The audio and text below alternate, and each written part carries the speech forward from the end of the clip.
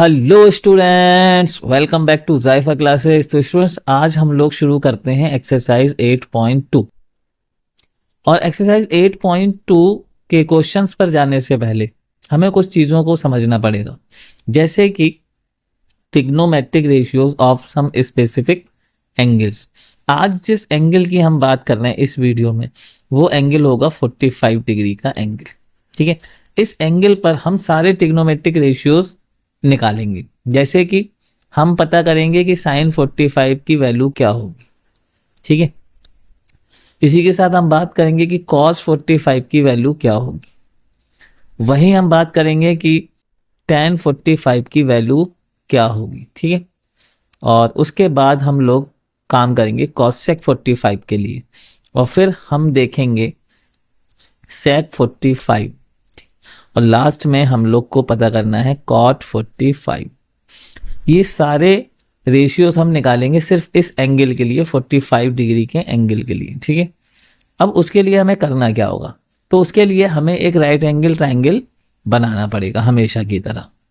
तो चलिए बनाते हैं एक राइट एंगल ट्रायंगल।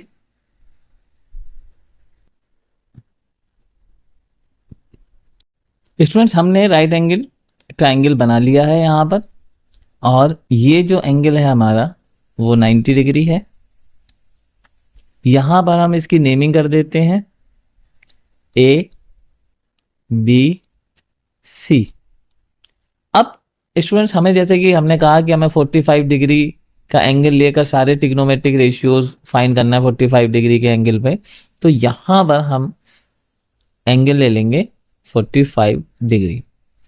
अब स्टूडेंट, अगर ये एंगल 45 अगर हम रख रहे हैं तो ये वाला एंगल भी 45 डिग्री ही होगा। ठीक है, क्योंकि ट्रायंगल के इंटीरियर एंगल का सम 180 होता है, इसकी बेसिस पे ये एंगल भी 45 ही होगा 100%। ठीक है, इसमें कोई डाउट नहीं है। और स्टूडेंट्स, हम ये भी जानते हैं अगर ट्रायंगल के दो एंगल सेम है, इक्वल है, तो उनके सामने वाली जो साइड्स होती हैं, ठीक है, इस 45 के सामने ये वाली साइड है, इस 45 के सामने ये वाली साइड है। ठीक है, तो ये साइड्स भी इक्वल होंगी। ठीक है, तो यहां पर हमने ये जान लिया कि ए बी जो है वो बराबर है बी सी के। और हम साथ के साथ ये भी लेके चलते हैं कि ये दोनों इक्वल हैं ए यूनिट के, मतलब इनका जो मेजरमेंट है वो ए है। ये दोनों साइड्स बराबर हैं तो दोनों का मेजरमेंट कैसा होना चाहिए? बराबर होना चाहिए। तो हमने इसको ले लिया ए यूनिट और इसको भी ले लिया हमने ए यूनिट। अब दोनों साइड्स ए ए हैं तो हाइपो अब क्या बन के आएगी? अब हमें फाइंड करना है हाइपो।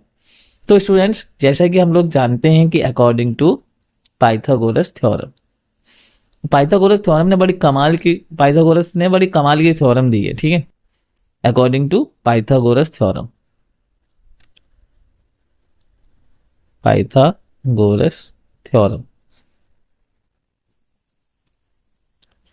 तो पाइथागोरस थ्योरम में हम कहते हैं कि हाइपो का स्क्वायर बराबर होता है बेस का स्क्वायर प्लस परपेंडिकुलर का स्क्वायर।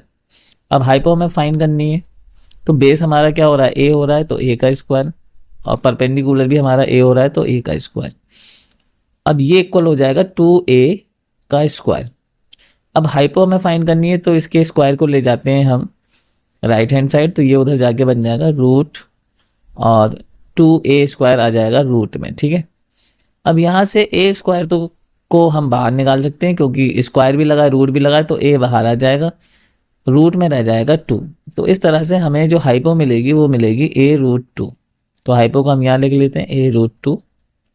अब हाइपो हमारे पास आ गई, हमारे पास यहाँ पर परपेंडिकुलर आ गया, यहाँ पर हमारे पास बेस आ गया। अब स्टूडेंट्स, यहाँ पर बस हमें वैल्यूज रखनी है और देखिए आपको कैसे आंसर मिलने वाला है। तो साइन 45 डिग्री मतलब साइन थीटा इक्वल टू होता है परपेंडिकुलर अपॉन में हाइपो।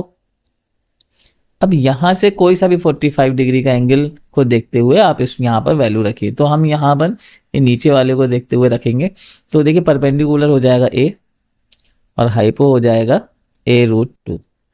अब देखिए यहाँ पर इस a से ये a कैंसिल, तो हमारे पास बचा 1/√2। तो साइन 45 की वैल्यू आ गई 1/√2। बहुत बढ़िया। इसी तरीके से cos 45, ठीक है, तो cos जो रेशियो है वो होता है बेस और हाइपो का रेशियो, बेस और हाइपो का रेशियो। अब यहाँ से बेस देखें तो बेस भी हमारा ए ही मिल रहा है, ठीक है, और हाइपो तो हमारी a√2 आई गई है, ठीक है, यहाँ भी a से a कैंसिल और यहाँ पर भी हमें वैल्यू मिलेगी 1/√2। तो 45 पे कॉज और साइन दोनों इक्वल होते हैं, ठीक है, याद रखिएगा, सिर्फ 45 पे ही ऐसा हमें देखने के लिए मिलता है। चलिए अब आते हैं tan 45 पे। तो tan होता है परपेंडिकुलर अपॉन बेस। अब 45 डिग्री का इस एंगल को देखते हुए अगर हम देखें तो परपेंडिकुलर भी हमारा a है और बेस भी हमारा a है, ठीक है, तो a/a।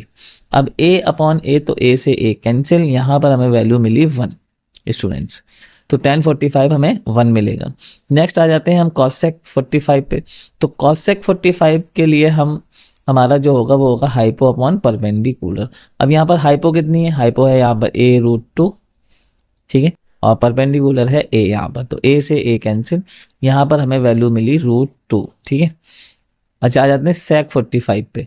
तो यहाँ पर हम कहेंगे हाइपो अपॉन में बेस, ठीक है, ये रेसिप्रोकल होता है कॉस का। तो हाइपो कितनी है यहाँ पर a√2, अब बेस कितना है यहाँ पर a है, तो a से a कैंसिल, फिर से √2, तो sec और cosec भी इक्वल रहेंगे, ठीक है, 45 पर।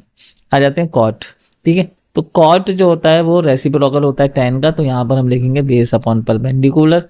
तो यहाँ पर बेस कितना है a है और परपेंडिकुलर भी a है, a से a कैंसिल, तो यहाँ पर हमें वैल्यू मिली 1। तो 45 पर tan और cot इक्वल होते हैं, tan और cot इक्वल होते हैं, और cosec और sec इक्वल होते हैं, और sin और cos इक्वल होते हैं, ठीक है, 45 डिग्री पर ये रेशियोज बराबर होते हैं, ठीक है, साइन और कॉस आपस में बराबर है, tan cot आपस में बराबर है, और cosec और sec आपस में बराबर है। कैसे हमने फाइंड किया वो निकालने का मैंने तरीका बताया, इसे याद कर लेंगे आप तो बहुत अच्छी बात है।